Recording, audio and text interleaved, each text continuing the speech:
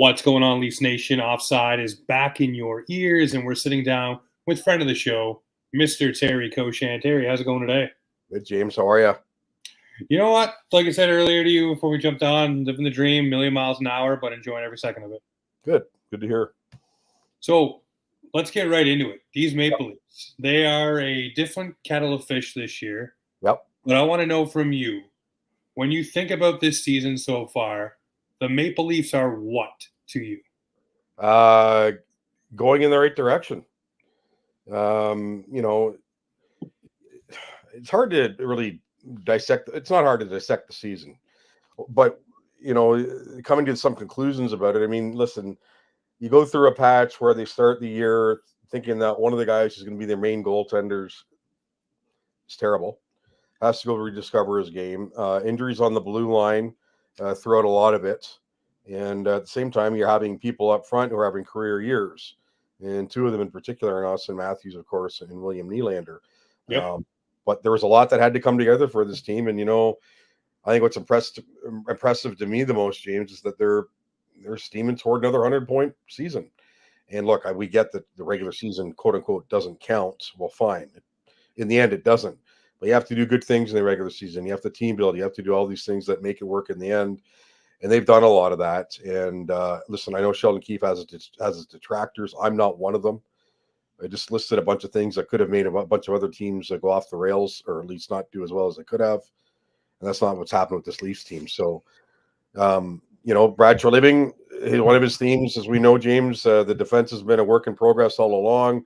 He said even after the trade deadline, it's got to be done by committee. But I would think that, I thought it was an underwhelming deadline for the GM. But if you've seen what certainly you got, like Joel Edmondson has brought in, that element, a little bit lesser Labushkin because he hasn't played as much.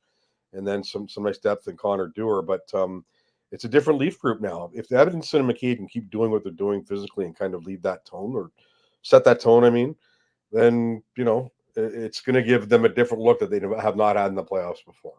And that's what you should be asking for to your new guys.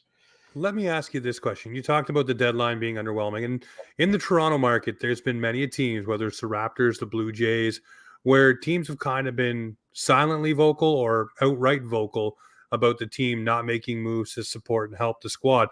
Yeah. I'll be for one to say that I think the moves that were made here were the right ones. They weren't flashy. They weren't big or sexy, but they addressed what this team needed, which was guys to be physical, guys to be on the penalty kill, guys with energy. Yep. Is what they brought in. But I want to know, like, around that room, you're there, you get to talk to the guys and get to be around the team sometimes. What was the mood after the deadline? Do you think the guys were bracing themselves for a bigger move? Because there was a whole lot of stuff out in the media, about what they would bring in or what they could move. And some guys seem like they're gripping their stick a little tighter heading into that deadline. So, well, I think that always happens. Yep. Even though they know, we joked around with Max Domi about a week before the deadline, and he was, having been traded before and this sort of thing. And obviously, Max has kind of made it around the league a bit. I said to him at the end of one of the scrums, said, "You're not worried about next week, are you?" He just laughed and said, "No, I'm not." So I was joking, of course. But yeah, for sure, I know. Yeah, but you're going to be gripping your stick a little tighter just because you want to get through it. Not that you think that you're going to get dealt, but for anybody, once you get to 3:01 on March 8th, 3:01 p.m. Eastern. And if you're still with the team that you were starting with, you're probably going to be in a much better mood and you can relax a bit. You don't want to go out and play relax, but you can because you're, it's come and gone. But look, when Treliving was adamant that he wasn't going to trade his first rounder for a rental, which is fine. And, you're not going to trade Easton Cowan or not Matthew Nyes. Fisherman. Then your options are that much more limited, obviously, of what you can bring in. And, the star player on the blue line that was available, Noah Hannafin, made it fairly clear he's going to sign with an American team, U.S.-based team come July 1. And that's one of the worst kept secrets in the NHL. I think everyone would be stunned if he signed north of the border on July 1st, but not going to happen. So you're not going to trade for that guy and then your first round pick and throw that out the door for a guy who's not going to be around. And what Brad wound up doing was sticking to his guns more or less, looking at the team and saying, okay, yeah, I'm helping you with some of these different element players I'm bringing in, but also The core is the same. A lot of the people around the core are the same. In fact, they all are. And pre-post deadline. So let's, it's on you guys to go get this done. And yes, I've augmented it a bit, but not so much put your money where your mouth is. I guess kind of it is, but they've been around, they've been together long enough, so he has that confidence in them, if you will. Or if it's not confidence, then acknowledging that maybe I'm not going to do as much as other people would like. But when you're sitting on those assets, and this is what you're going to have in the end. That's not taking anything away from the 3 guys they added, but I think it was a wise thing to do. Argument here too, James. I don't know what you think about this, but you have to go all in every year when you have Austin Matthews and William Nylander and Mitch Marner, and I guess to a little bit of lesser extent John Tavares. Really, those 3 players. Well, 2 of them aren't going anywhere. Yeah. And you don't go all in this year. You see how things can be done. It still is the GM's first year on the job, not even a full year, of course. There will be opportunities to do this down the line. And of course, we have to, we'll have to see what becomes of Mitch Marner's long-term future. But underwhelming, yeah. Originally was my thought. I still think it is to a degree, but I also don't have an issue with it because, you when the division even is as tight as it is, never mind the playoffs, it's kind of hard to sell a bit of the farm when you could get knocked out in the first round and no one would necessarily fault you for that, given the nature of the opponent you're going to have. Yeah, I mean, I look at it like this for the Maple Leafs too, Terry. I mean, Calle Yarncroke has been injured for a good chunk of the season. So getting him again, now we have to wait again for him to be healthy. Yeah. But you get him healthy and back just before the playoffs, that's a huge addition. Yep. Guys that Maple Leafs would have been chasing last year at the deadline, which they were connected to at some points or others, were the Tyler Bertuzzis, were the Max Domis that are already here as well. Yeah. So, and then you also have guys that you're not pushing out of your lineup because you're bringing in depth pieces. Right. You're allowing them more time to flourish. And I'm talking about a Bobby McMahon. Yeah. I'm talking about guys like David Kampf, who a lot of people had put into deals and things like that, or even Gregor or Holmberg. All of these players now understand and feel maybe a little bit more confident that they have a role that wasn't given to a new player coming in, Sure. other than Connor Dewar. But I think he was a necessary add to this team because he adds to the penalty kill, which is one of their weak points. Yeah, well, which is something they need to address. Yeah, they didn't. They watched a lot of these great penalty killers go out the door last summer, and they weren't replaced. Max Domi and Tyler Bertuzzi weren't going to come in and kill penalties for you. We knew that. So what do they have to do? Sheldon Keefe has to say, okay, well, I've got to use William Nylander here more often, and I think Willie's been fine with it for the most part. Austin Matthews hasn't had the opportunity much of one like we thought he would. He's been out a bit, but so yeah, you have to add a guy like Connor Dewar. There's no doubt. And as far as the PK goes, at this point, James, it is what it is. I hate to use that term because it bothers me, but it's not going to improve by leaps and bounds between now and the playoffs or in the playoffs. You just have to grit your teeth and hope you get through with it because it's been like that all season for the most part, right? It doesn't hurt them. It's a funny thing. The other night against Edmonton, they did a great kill right off the bat, and by the time the game is out of hand in the Leafs' favor in the third, they allow a couple of power play goals, which you can gloss over in my mind because the way they played for 40 minutes in that game was excellent, and what should be a blueprint for the playoffs. But the PK, we'll see where it goes from here. But you talked about the guys who, like you said, have that confidence and they weren't replaced. McMahon's a great example, and some of McMahon and Holmberg too that I find interesting is a lot of the goals they're scoring are goal scorer goals, and not necessarily the type. I know McMahon's playing up, and Holmberg has been too, but when everyone's healthy, they won't be.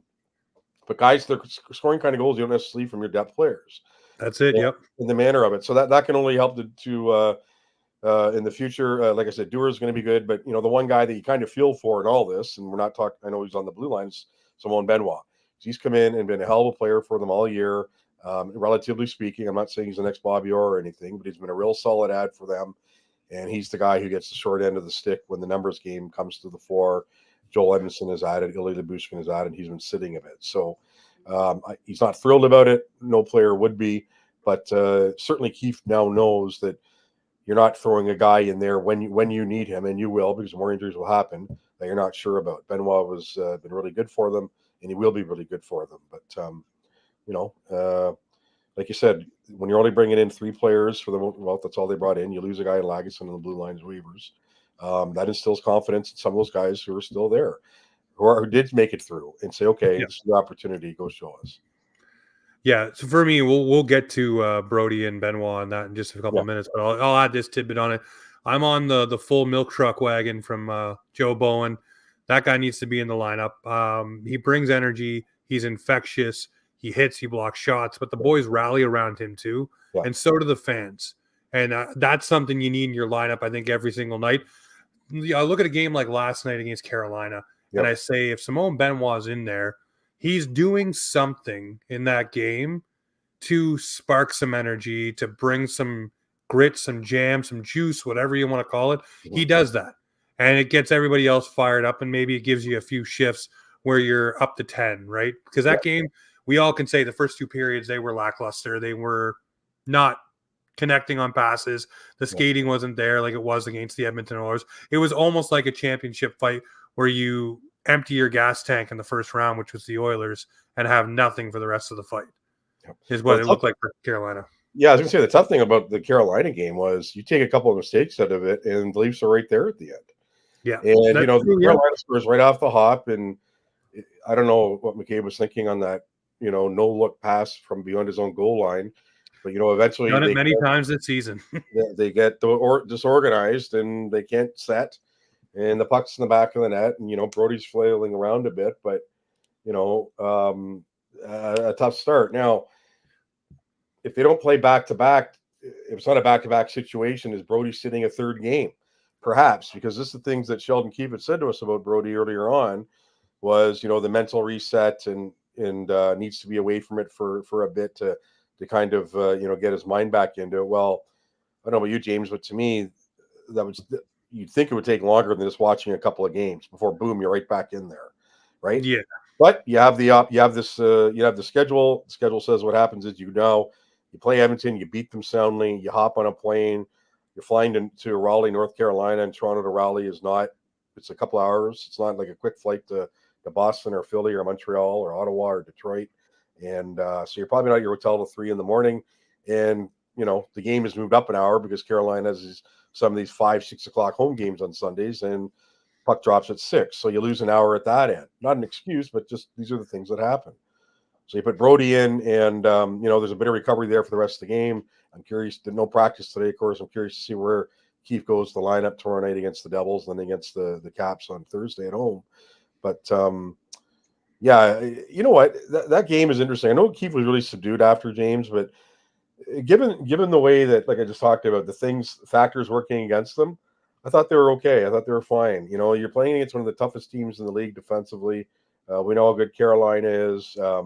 A really good defense core. They really added well to their players up front, of course, in the trades that they made, especially in Jake Gensel at the trade deadline. So it's a tough opponent. Carolina didn't play Saturday. They're rested. A lot of things working against the Leafs, but I thought they really dug in and availed themselves well, even though they did lose by 1 goal in regulation. yeah. That one puck doesn't go off Jake McCabe's foot and into the Yeah. net on a weird Well, that's hop. another thing, right? Yeah. I was trying to remember, like, as I'm talking, I know the second one was pretty bad too, and that's right. Puck's It was not just a even weird close hop. to If that that didn't because, happen, yeah, right. I know Keefe's not thrilled that they only scored 1 the rest of the way, and good on Nick Robertson for scoring, because I think for him, the rest of the game was not good, to say the least. I no, mean, one of the worst yeah, penalties we've seen all year. It's at the end of a long shift. I get that, but I don't know what he's thinking on that high stick thing. And I know he's trying to get the puck down, but even if you make contact, the whistle's going to be blown almost immediately with the puck. I mean, and some defensive decisions that are likely the types of things that, well, likely they will be the types of things that keep him out of the lineup in game 1 if everyone's healthy. It's just, I'll yeah, say this about Nick Robertson, Terry. I've been a big fan of him. We yeah, talked about this in the summer. I wanted this guy to crack the top 6. I wanted him to have a run. I wanted him to be a part of this team. But right now, where they're inserting him in the lineup after so much time again, where he hasn't been in, yeah, he's been unhappy, and all these things are kind of working against him. I look at it and say, is the stretch drive where it's the most pressure, and you're asking him basically to play a bottom 6 role, a checking kind of role, and not be up with the offensive guys, really, except for on the second power play unit, which you can argue is still not the top notch thing. no, You're asking him to play a role that he's not designed for. yeah, And it's really you can see it's kind of wearing on him because he's trying to do too much with the stick movement and, trying to like shift the shoulders and do the offensive things he does. Yeah. But he's asked to do that in more of a checking role with the players he's playing with. He Right. looked good, by the way, with Max Domi. He looked good, by the way, with John Tavares Yeah. when he had him on the third line. But that's not happening right now. And he looks kind of, in my opinion, just out of place where he's playing third or fourth. Yeah, I don't disagree with that, but you're not moving Bobby McMahon from where he is right now, obviously. Oh, no. I'm not saying that. I'm thinking for me, I'd go find another guy that's in the Marlies as a grit and jam kind of player. Yeah, so there's that spot gone for Robertson. And listen, if he was doing those things we talked about, James, consistently during the times he's in the lineup, then he probably would be playing higher up. I don't want to compare players because they are very different in what they do, but I guess I will. Matthew Knies adjusted really well this year at the NHL. Would you look at his production and go, boy, I wish it was higher playing where he played? Well, yeah, you probably would.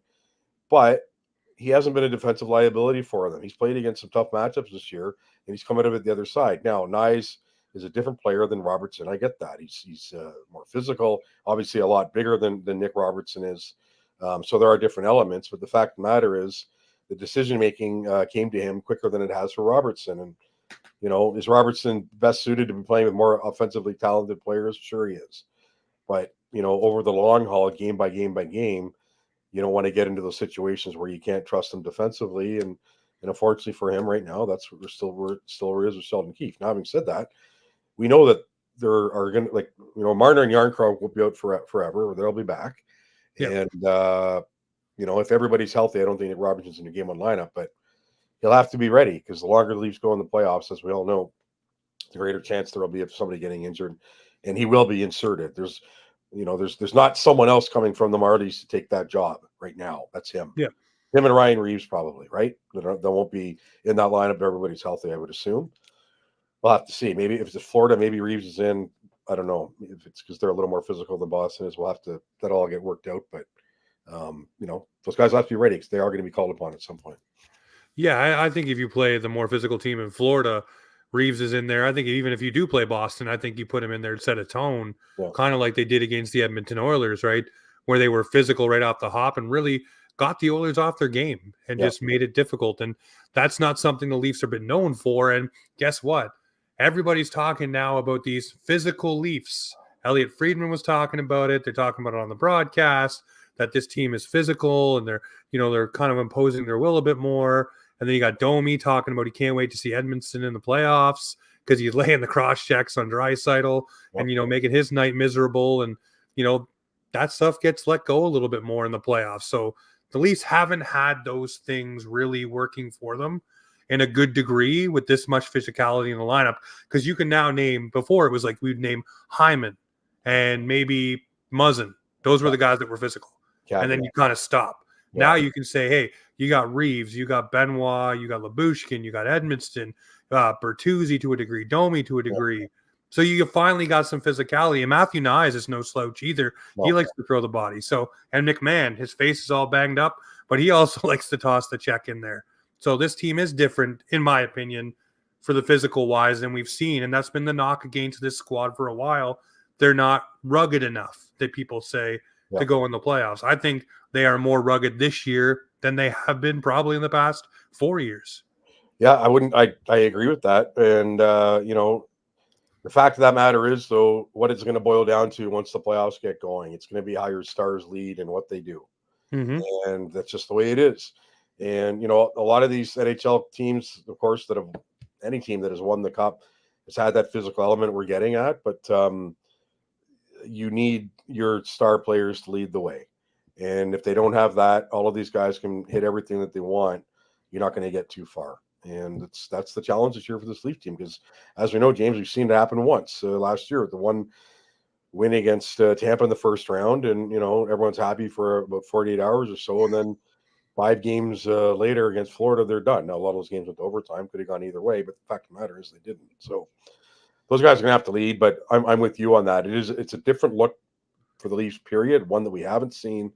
And, like I said earlier, you got Edmondson and McCabe leading the way, and that can be a little contagious. It just is. McCabe said that the other night after the Edmonton game. He said, look, you see a few guys doing it. You want to get going in on it too. I love you probably saw that key quote about McCabe early in the morning Saturday when he said he arrives at the puck in a bad mood. That was a great way of putting it. Yeah.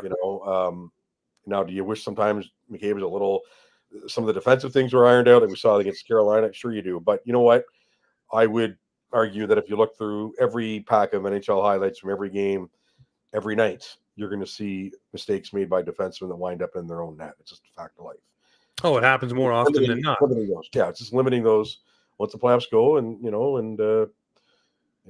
getting the guy in net to go on the best tear of his life. Oh yeah, we'll get there in just a minute. Well, one thing I want to talk about too about this team, not just the physical, but the net drive. The net drive by a lot of different players that we haven't had. A lot of talk about, how Willie is a kind of a perimeter shooter. He does go to the front of the net and get his goals, but his shot is always, down the wing, beautiful shot. That's Willie's style, pretty much. Matthews, same thing. It's not so much driving the net, but when I'm saying driving the net, I'm talking about Bobby McMahon, Pontus Holmberg, Bertuzzi to a degree, Domi as well. These guys are actually, going towards, even David Kampf now is doing the same thing. That's another thing is kind of contagious. All these guys are starting to drive that net and just causing chaos where, the Leafs weren't getting into, let's just call it the dirty areas, the Zach Hyman areas, if you will. Happy 50 goals to him, by the way. But yeah, the dirty areas for the Leafs were something in the playoffs that we missed. The depth scoring was something we missed. And it seems like when this lineup is put together optimally, when Marner's back and Yarncroke's back, I mean, if you're running Matthews, Domi, and then on your third C, John Tavares, and flanking them with the wingers that are now producing, I mean, that's a pretty darn good lineup, in my opinion. Sure it is. And I think that's what they were looking for last year with Ryan O'Reilly being on this team on the third center. But now you can do it with a guy you already have in John Tavares and still run three solid lines and then a defensive line of Dewar, Camp, and stick insert player on the other side, whoever you want, whatever game it is, right, to make it go. But this team just seems to have more of everything they've been lacking. Now, does it come together in the playoffs? We don't know. But it seems like the pieces are there, and it seems like this team just can't wait to get to the dance. I think they're kind of tired of the regular season right now. Well, I think most teams are on the way, are at that point now. You're almost getting to a point where, the Leafs are pretty sure they're going to finish third in the division. You just want to get through it unscathed. And listen, there will be bumps and bruises. We'll get all that. And I don't think anybody's playing at 100% health right now. I mean, not this late in the season and not with the way that the Leafs have been playing and the amount of hockey they've been playing, but you just want to get through it now without any major injuries. But it's funny, the whole net front thing, really, you look at it at both ends, because now you have the guys on your blue line who are going to make that area around the paint not fun for the opposing forwards. Have the Leafs had that in the past? No, they haven't. Luke Schenn brought it last year, but he came and gone. It was like he was barely here, right? So, but really in the past years, they haven't had it to that degree. You talk about the offensive side of it. Those guys too like to go to the net, and they're not, the dirty areas. Matt Knights is another one, along with the guys that you mentioned. So there is that enthusiasm for it. And the one guy that I think I'm really curious about, James, when the playoffs get going, is Tyler Bertuzzi. For a couple of years. Look, has he got back to the 30-goal pace of Detroit? No, he hasn't. But the funny about him is we look at the last year in the playoffs, the Bruins, and how well he did. Well, that's really been his only taste of the playoffs in the NHL. So what do you have to do now to get back to that level? To me, would you like to have seen more of that from Bertuzzi during this regular season? I think so, for sure. But having said that, that there's really the potential for that once the playoffs get going. And I know he fought a few weeks ago, and he doesn't really fight a heck of a lot, but that type of scrappiness and everything that, gets him to the front of the net and has him staying there and the work in the corners. I'm looking forward, I guess, to seeing what he can do in the playoffs in that regard. Because, like I said, the Leafs and everyone else saw it in a very real brief window last year when he did what he did for the Bruins the first round against Florida. Not only that, but he produced to get 10 points in the series. So that potential is there, and it should be, Leafs Nation should be a little excited about that, because you'd rather err on, okay, we haven't seen it all year from him to the degree we'd like. Does that mean we'll see it in the playoffs? Not so much that, more of, we're pretty sure we are going to see more of this once the playoffs get going. And you don't want to put too much heat on one guy, but I think he would tell you too that he knows he can be better in that regard, and it'll be up to the player to get it done. But I think there's confidence certainly in the coaching staff that he can be that guy. Yeah, well, I mean, he's woken up. Yeah. I'd say the past month and a half, really, his game has changed and shifted, and he's starting to look like the player we all hoped he would be. And hey, if this is him waking up now, just for the right time of the year, Fine. I'm on board. Let's go, Yeah. because I can enjoy that. One person I do think that has woken up, and that is Joe Wool. Yeah. Last night, if it wasn't for him between the pipes, that game would have been way out of hand, in my opinion. He made some stellar saves. He didn't get the victory. Obviously, the offense wasn't there for the Leafs. But I think, in my opinion, I think he's going to be the game one starter. I know Samsonov has had a great redemption arc, and I know Keefe is loving him so far. But for whatever reason, something just tells me that Joe Wool is going to be the guy they go with. He just seems more calm. He also seems to calm the waters when the team isn't playing at its best. Mm-hmm. He kind of gives them that opportunity to find their legs or find the rhythm in a game. And I know everybody's excited by what Samsonov has brought back, but I just think the future is Wool, and I think the now will be Wool. But Keefe has said he's going to split the starts. I don't know how that's going to look, depending on how Samsonov feels. And I think it was something to do in the groin area with a cup that might have not felt so great. That's just my own theory on it, and why they wanted to calm down and for him to feel better. It could have been something else, but they would explain why they said they have to wait and see how he feels. Right. And that's why he's not feeling 100%, because something like that happens, it doesn't feel very nice. So, but I'm going with Wool, but then we also see Jones and Matt Murray. Yeah. And everybody's starting to get excited this playoff Matt Murray showing up. I don't think he's going to play at all. I listen. We did our own video with the Sun this morning, and we talked about this. Said, look, this Matt Murray story and speculation has taken on a life of its own. I don't understand it. If he plays another game for the Leafs, I'll be shocked, and people can refer to this video tonight that we're doing, James, and say, look, you were wrong. That's fine. I just don't see it. No. Martin Jones isn't going to play unless one of those other two get hurt. Like if Sammy's out for a while here, which Keefe doesn't think he's going to be. We'll find out more tomorrow, at the skate and that. But if that's the case, then Jones will likely get a start or two. If Samsonov continues to play the way he has, he would be my guy in game one. And the nice thing that Keefe has now, for a lot of the reasons you just spoke of on Joe Wool, is that it's a 1A and a 1B. It's not a 1 and a 2 where you're looking at your 2 going, please just make the saves you need to make. Don't worry about anything else. Yeah. You have 2 solid guys that you're confident in. Last night was a great game for Wool. No, they don't win. That's not on him. I mean, the first goal, as we discussed, dreadful giveaway. The second goes off a shin pad or a leg, and the puck's going nowhere near the net. So I don't know any goalie that's going to make that immediate read to make that save. But I just think there's been enough of a sample size from Samsonov when he's been healthy that if the playoffs are starting tomorrow, he'd be the guy that I would start. But I can also see the argument for Wool, like you make it. And there are 12 games left. I'm like you, James. I'm curious to see what Keefe really does with these 12. And, obviously that goes out the window a bit if, like we said, Samsonov is hurt and out for, several games here. But, the door is open. But one of the reasons why the door is open, the best reason why the door is open, because they know that they're both capable. And, like I said, you wouldn't want to be at a point where you don't have the confidence in the number 2 guy. And really, there's confidence in Jones as well. Yep. I just don't think we're going to see him unless there are injuries. And, that's been the case all along here. It's been Samsonov or Wool for the most part for the last little while.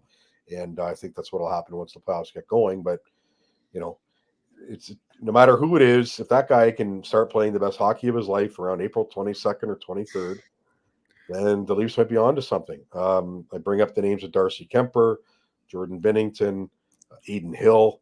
Just in recent years, people who you do not associate with the Vezina Trophy year in and year out, well, guess what? They were helping their teams lift the cup sometime in June. And anybody can get hot. And if it's one of the Leaf guys, I don't think right now the team or brass would care who it is. If it's one or the other. As long as they get it done. Yeah. Well, the last question I'll leave you with here before I let you go, and obviously hope to have you back on towards the beginning of the playoffs, but this team, the way it's constructed, I feel, and I said it on many posts today, because everybody's kind of putting out there, hey, what do you think this team is going to do posts? I think this team has a chance to go all the way. Mm-hmm. And I don't say that with my Leaf Rose glasses on. I say that this team has the scoring to do it, the depth to do it. Looks like the will now to do it, the physical play. We just talked about the goaltending.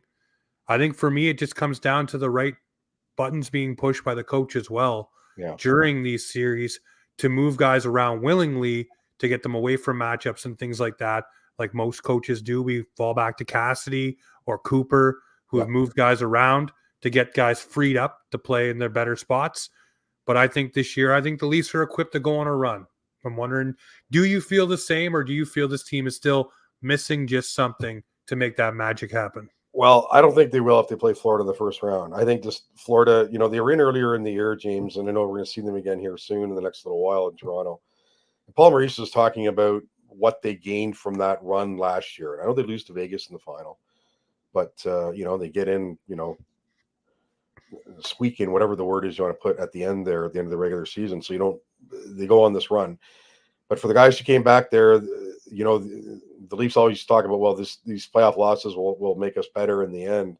But you have a team last year that they might potentially face in the first round that went all the way to the final and is that much hungrier for more. It's now one of the top teams in the league. The issue I've got with the Leafs right now is I go back to what Brad Treliving has said about the defense core. It's being done by committee and it's still a work in progress. Well, the Leafs have some great depth on the blue line. Don't get me wrong, but when your top four is that interchangeable, which it has been with this team all year on the blue line, that tells you something. It tells you they don't have those guys. And I think, the way that I use Brodie as the example, he comes out of the lineup and Keith says it's got to be a mental reset and all this sort of thing. Tough matchups and that he's had all year. You look at minutes played on this blue line, and he's second. He was second when he came out to Morgan Riley. So they keep putting him back out there in those situations and those sorts of things, those matchups, even though when they know he has not played his best hockey and they keep hoping for it. So they don't necessarily think they can have the guys that can go in there and take those minutes away from him. Not over the long haul, at least. So we'll have to see. Can it come together? Yeah. Which cup was it? The Penguins won, that Letang was out. And you even look back on now the blue line that they won with. That was what's his name? Ron Hainsey. Hainsey jumping out at you. Is Brian Dumoulin jumping out at you? Whoever else. I don't have it in front of me, but there were a lot of guys in that team that were just good, solid depth defensemen, but they did get it done. So there is the Leafs can. I don't think there's are they falling off the map here? No, I'm not saying that, but I would have a little more confidence in the idea they can go all the way if there was if that blue line was just a little more higher end, if you will. If you look at some of those blue lines in the West, some of the things they're going to bring, even Carolina, like we saw last night. The Leafs just don't have that, and if they can get by it, that's great. But like I said, Florida's going to be a hell of a challenge in the first round if they get them. And I'm not saying the Bruins are going to be a cakewalk either. That's going to be a tough one as well. But because again, talk about a team that thinks that it's something to prove after what happened in the playoffs last year. But like you and I just discussed a second ago, if your goalie comes in and stands on his head, like I said, doesn't matter. Leafs don't care which one it would be, just the one that would do it. Then a lot of other things will fall into place for you. And it could be that that's what happens for them. Well, I'm looking forward to it either way. But Terry, I always look forward to getting some of your time. And I know you're very busy. And I know I bombard you all the time with coming on. But I want to say thank you very much. I really do appreciate getting to talk some puck with you and having you on, my friend. It's always a great time. Yeah, always good to talk to you, James. Same here. It's always a good time well spent to talk to you. Good stuff. Well, I appreciate it. Well, ladies and gentlemen, appreciate you right now. 109 strong watching live. Pretty awesome. Appreciate you all from joining in. Make sure you go check out Terry over on Twitter. I'll drop his handle in the show preview. Also, make sure you follow us over on YouTube. Get on in there. But guys, this is Offside Hockey Talk, where the Maple Leafs and hockey come to talk.